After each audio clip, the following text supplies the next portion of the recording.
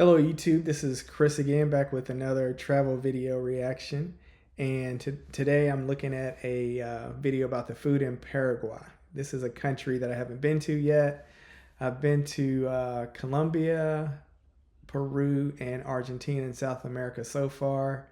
At some point I'd like to hit up the rest of the continent if I could, just haven't had the opportunity yet.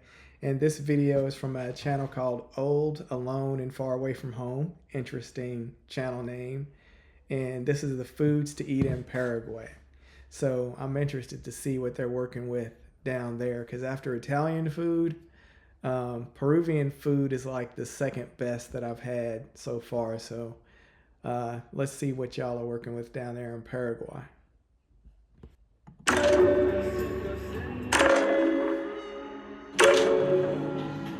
This video is all about food. That includes some of the tastes that are among the most traditional here in Paraguay, and also some of the restaurants that were my favorite places to eat in Asuncion. I didn't get a chance to try every dish that is a part of this country's culinary culture, but I ate a lot of them. Let's get to what you can expect to eat if you ever visit Paraguay. Paraguay might not possess the culinary reputation of some other places, such as Peru. Still, however, there are dishes that are important to the people here, and foods that have been passed down from generation to generation. I'll begin with some of the plates that are found in just about every restaurant you can find in the country. There is La Herencia Tienda. It's a fantastic looking place with indoor and outdoor seating and a very friendly staff. I went here quite often for coffee, but they offered some food options as well. These are two of the country's most traditional dishes. I will start with the beiju. Beiju has been around for centuries, and there are all sorts of variation. I went with the most basic. Beiju is essentially a starch cake, and its roots go all the way back to the 18th century, and it originated with the indigenous people who lived around Asuncion. Beiju is generally considered an accompaniment to other food, something to eat alongside your main meal. To some degree, I think that is the case with the other item I ordered here. The chipa guasu is actually sort of similar because it's served as a side dish. It is a cake made of corn, onions, and Paraguayan cheese. While the ingredients were similar, the taste and textures were different. Of the two plates, I have a clear favorite. The beiju is okay. It's a little bit dry and not very interesting. The chipa guazu, on the other hand, is moist on the inside, so flavorful. I'll have this again. As with all of the dishes I'll mention, don't take my comments as high praise or an indictment of any particular type of food. My experience is limited to one restaurant on one day. My next stop is La Paraguayita. As is the case with most of the places I visited, it is not far from where I stayed near the Las Mercedes neighborhood. The first of my two dishes is sopa paraguaya. It is corn flour, onions, cheese, and milk. The ingredients sounded promising. Also, sopa means soup, but this is actually dense, not like soup whatsoever. It's more like cornbread. I have to be honest, I'm not a real big fan. The flavor is there, but it's not as moist as I thought. It's rather dry. I have to take a bite of this and then a drink of water. The other item I dug into here was a soup. This looks more like it. It's actually called vori vori queso, which is a traditional soup. It has little balls in it made of corn flour and cheese, sort of like matzo balls. And it's in a thick broth with lots of vegetables. It turns out what I had here was far from the light lunch that I had envisioned. Everything, the sopa paraguaya and the vori vori, were heavy. As anticipated, I do like this a lot better. It's very flavorful. The balls made of the corn flour and cheese actually still a little bit dense for me, but only marginally so. I would have actually preferred this without the corn flour and cheese balls.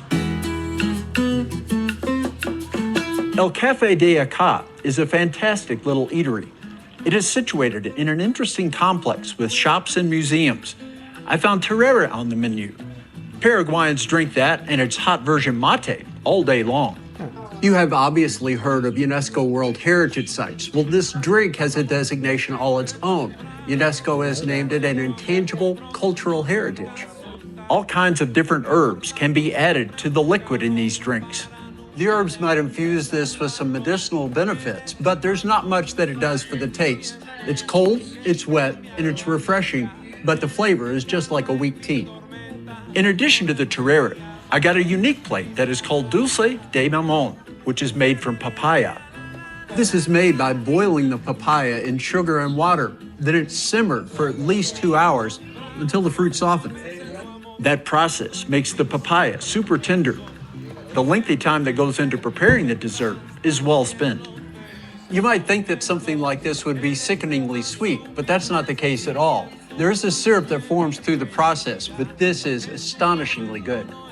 I savored the dulce de limón, taking my time to appreciate every single bite. 2 final notes. One about the preparation here. The papaya is paired with Paraguayan cheese, and that makes for an incredible bite. Plus, the longer the water and the herbs sit together, the stronger it becomes. Now, instead of a weak tea, this is a very strong and bitter tea. The drink and the dessert actually work. And that sounds like an interesting dessert, but I guess we do apples and cheese here, so I guess it's not too different from some of the stuff we do here when we pair fruits and cheese together. So yeah, I hadn't found anything that I think would blow my mind yet. But it's more of the video to go. Together, a bitterness from the tereré and a sweetness from the papaya provided an interesting balance. I ate at Nya Ustakia numerous times, but mostly I had non-traditional meals. An exception was that one day I ordered bife coigua. This dish is a soup.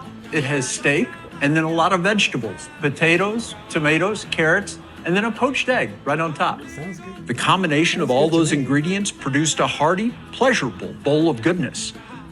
I am so impressed with this. The beef is very tender, the broth is very flavorful, and that egg on top adds quite the finishing touch. As an aside, there are very few dishes, in my opinion, that can't be improved by the addition of an egg on top. Poached, fried, whatever, it doesn't matter. Now that's something that I look out for when I travel is how they do eggs, because I usually ask for my scrambled eggs to be scrambled firm, because any kind of poached egg or a runny egg or anything like that, it can mess up my stomach and my trip. I know it could be TMI, but I'm just saying I don't deal with like runny eggs on top of my hamburgers or anything like that. I'm just like, if I can't get my scrambled eggs or boiled eggs firm, I just don't deal with them when I'm traveling, because that's just something I don't want to deal with there. I wandered into El Peruano one day for a bite. The first stop is the counter. There you place an order, then grab a table and wait for your number to be called. I was far from being alone. No doubt this is a popular place, and it appears that it's the type of place where you want to get there early if you want a specific dish. Okay. I ordered, and I thought the guy said it was out, and I got this instead. This is a Milanese. Think Wiener Schnitzel. At this point, I don't even remember what I initially attempted to order. It was not a problem though, as the Milanese proved to be a good choice. Just as with schnitzel, Milanese can be made with any kind of meat, chicken, beef, pork. This appears to be veal. It is very tender, and I tell you, the breading on this is phenomenal. Maybe it was that the restaurant was out of several other menu items, but I did notice that the majority of my fellow diners. A little bistro just a few blocks from where I stayed was probably my favorite place that I ate in Asuncion. I first visited La Antilla on a rainy Sunday. I ordered off of the temporary menu. I have no idea how this is going to taste, but it absolutely looks phenomenal. This is shredded lamb and honey on a bed of pureed pumpkin with Brussels sprouts. And then this drink just sounded too interesting to pass up. It is grapefruit juice with a shot of espresso, sweetened by honey. The lamb and honey combination had a barbecue flavor. The pumpkin puree was phenomenal, and the Brussels sprouts, well, I didn't care for them as a kid, but I loved them as an adult. As spectacular as this plate looks, it tastes even better. It is late fall here, and this dish is very appropriate for the season. In my time here in Paraguay, this is the best thing I've had. Usually with a meal, I have only water, but I was intrigued by the idea of a drink, including both grapefruit and coffee. It is a little bit tart, and you can definitely taste the espresso, but the sweetness is there. It's a wonderful combination. The concoction was a startling revelation, which has encouraged me to try other unusual drink mixes going forward. The meal as a whole, it felt like an alternative Thanksgiving. Another of my favorite places was Bakuri. That dish looked good. I'm not a fan of squash or lamb. Lamb always tastes very gamey to me. But that did look good on the plate, but I thought it was like shredded beef at first and like sweet potatoes, but that probably would have been better for me, but it did look good on the plate. So if I had it, I might have liked it, but I'm not a big squash fan if I can avoid it. It's a hip place made of shipping containers in the Villa Mora neighborhood. An unexpected treat was a single tapioca fiber cracker with a spread to go on top that I was given at no charge. It comes with ricotta cheese, onion oil, a green onion, and black pepper. The crunchy cracker and the delectable spread left me wanting more.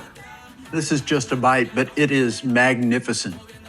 That was a fantastic introduction to Bakuri, and the high standard that was established carried through to the end of the lunch.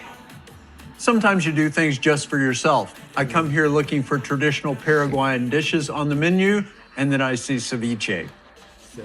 It won out. I have high hopes for this. If you watched any of my content from Peru, you probably saw me enjoying ceviche. During my month there, I had it at least a half dozen times. Ceviche is not a traditional dish of Paraguay, but I can see how it could become one. This stacks up very well against any ceviche that I had in Peru. I highly recommend Bakuri for anyone visiting Asunción. Back in Las Mercedes, I sat outside at Caru for lunch one day. It was a beautiful setting where I followed through with my new attitude about beverages. The drink here is new to me. It's pineapple and lime, and it's really refreshing. I think basically every Latin American country has a great deal of respect for empanadas. Paraguay is no exception. Empanadas are very versatile. You can put just about anything in them. The one that I got is eggs with green onions. Just look at that. Wow. I found that wherever I traveled, whether it was Mexico or South America, empanadas were always a good option. Just from appearances, you might guess that the empanada dough would be rather dense. Just the opposite is true, though. It's very light. Then, filled with the breakfast goodness inside, and then the pineapple and lime juice, this is quite the lunch treat. I'm still amazed at how many really high-quality restaurants were within walking distance for me. I spent some time at a street fair one afternoon. There were many food vendors. After watching it being created for some others, I had to try lomito alemans. As I'm sure you saw as it was being made, this is meat with a lot of vegetables, some slaw, 3 different kinds of sauce. It is fantastic. It is a delicious mess, though. It is almost impossible to eat. That's why I'm just now getting to talk about it when I'm almost finished. Alemans in Spanish means German, and Paraguay has a large population of those with German heritage. After finishing off the lomito, I grabbed a juice. Juice stands are very prevalent here. Just in general, the fruit in South America is absolutely amazing. The juice that they get out of that fruit, though, this is pineapple. It has pulp in it. It is cool. It is refreshing. It is fantastic. This was a fun little party, and the food and drink enhanced the experience. Every day, there were quite a few food vendors on the streets of Asunción. I walked by this woman selling churros on numerous occasions. I think anytime you're anywhere in Latin America and you see a churro stand, it's probably a good idea to stop. Got one right here. Caramel filling, I'm gonna be happy. Yeah. Like empanadas, churros seem to be quite popular throughout all of Latin America. Yeah. It's just about the perfect treat. You've got the crunchy outside that's sugar-coated, and then the creamy caramel filling that is nice and sweet, and it's only 3,000 guarani. 3,000 guarani comes to about 40 cents when converted to US money. I spoke about the Lido bar in my first video from Asunción. I had an empanada mandioca there, along with a coconut and milk drink. The Lido Bar is one of the two most talked about eateries in the city center. I went to the other as well. Every city you visit, there's always a restaurant or two that people say you have to go there. Bolsi is one of those places here in Asuncion. I got the sopa de surubi, which is a fish stew. I have read that sopa de surubi is one of the most popular lunch dishes in all of Paraguay. There's a good reason for that. Sopa de surubi is a broth at its base, but this also has a lot of fish in there, some vegetables, and then they add some milk to it to provide some richness. This is a small serving, but it's big on flavor. I thought both Bolsi and the Lido Bar were solid choices downtown. Finally, I returned to my favorite place, Lantilla, one more time before leaving the country. I did the grapefruit and coffee drink again, but went a bit more traditional with the food this time. I was actually somewhat surprised when the plate arrived because I ordered rellenos pollo, which is chicken and peppers, I thought, but there are no peppers on the plate. Not the first time that I've been surprised. I did look it up. Rellenos refers to the stuffing mix. My confusion was that often the mixture is placed into peppers. This is one instance where surprises can be rather delightful. This is chicken and it's sort of rolled around some ham and cheese. The cheese is spectacular. And then there's a mushroom sauce on top that is simply incredible. My second visit just solidified Lantilla's place at the top of Asuncion's food chain for me. There you have it. Some things I liked, some things were not quite as appealing. It was plenty of fun though, going to different places and trying all sorts of new dishes. Everyone has their own tastes, of course, so some of the plates that I like, you might not care for, and it works the other way around. The important thing is to be adventurous and try something out of the ordinary. You might just find a new favorite. I'll see you next time on Old, Alone, and Far From Home. Well, there you have it. And he said the channel name there again. So go to his channel and check out more of his content and videos. But that was interesting. I didn't see too much that I might be crazy over if I would ever visit there. But I would definitely be trying different things like him. So I am interested to go there and check out the food and the drinks and how the people are. I'm sure the people are friendly like they are in other places down there. I've never had any issues. So yeah, like and subscribe to the channel, and I'll see you in the next one.